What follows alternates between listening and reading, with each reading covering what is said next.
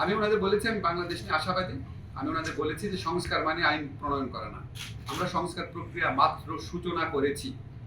নারী ভোটারদের, বিশেষ করে নারী ভোটারদের ভয় পাওয়ার মতো কোনো বিশেষ পরিস্থিতি বাংলাদেশে সৃষ্টি হয় নাই। আমি ওনাদের বলেছি অনেক ক্ষেত্রে ওনাদের কাছে কারো কারো কথা শুনে মনে হতে পারে যে এরকম পরিস্থিতি সৃষ্টি হয়েছে, বাট আমার অভিমত হচ্ছে ক্ষুদ্র বিচ্ছিন্ন ঘটনা বাংলাদেশে সবসময় ঘটে। এটার কারণে নারী ভোটারের সংখ্যা কমবে বলে আমি মনে করি না। নারী ভোটারের সংখ্যা কমতে পারে এরকম কিছু ঘটে নাই। আমি বরং বোনদের বলেছি আমি মনে করি এবার নারী ভোটারদের অংশগ্রহণ আগের চেয়ে আরো বেশি বাড়বে।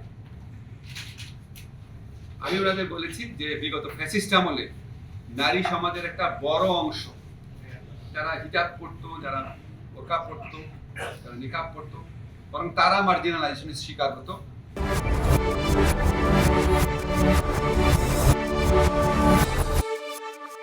তারা বিভিন্ন ধরনের হয়রানি নিপীড়নের শিকার হতো, বরং তাদের একটা বিপুল অংশ এখন আরো আগ্রহের সাথে ভোট দিতে আসবে।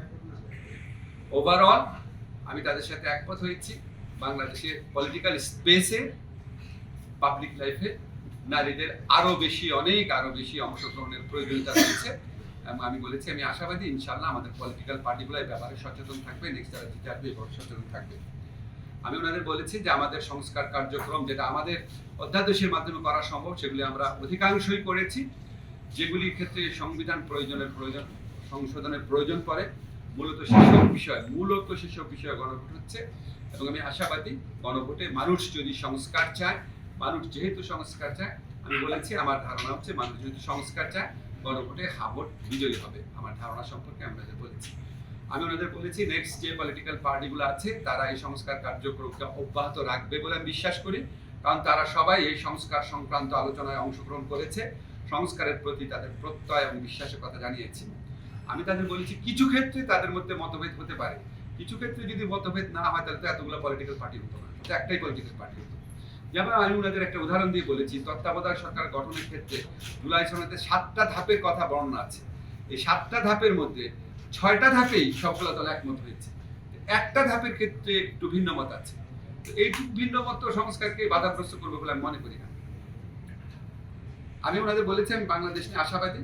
আমি ওনাদের বলেছি যে সংস্কার মানে আইন প্রণয়ন করা না। আমরা সংস্কার প্রক্রিয়া মাত্র সূচনা করেছি। আমি ওনাদের বলেছি সিঙ্গাপুরের মতো একটা দেশে লি কুয়ান ইউ যাকে সংস্কারের ক্ষেত্রে প্রাতঃস্মরণীয় ব্যক্তিত্ব ভাবা হয়, উনিও ওনার দেশে সংস্কার আনতে ওনার 10 থেকে 15 বছর লাগছে। তা আমরা আইন করেছি ভালো সংস্কারের, প্রতিষ্ঠান করার কাজটা মাত্র শুরু হয়েছে, কিছু ক্ষেত্রে শুরুই হয়নি। সো এটা বিগ প্রসেস।